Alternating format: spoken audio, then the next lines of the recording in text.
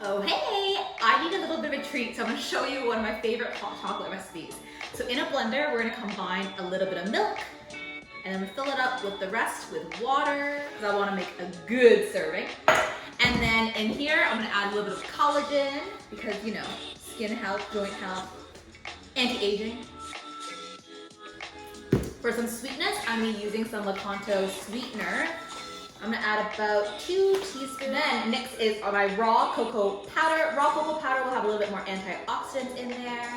So a big tablespoon in there. Last but not least, for some extra goodness, I'm gonna add in a teaspoon of 100% hazelnut butter. And damn, this smells so good! All right, we're gonna go ahead now and blend this. Look at that frothy goodness. And there you have it.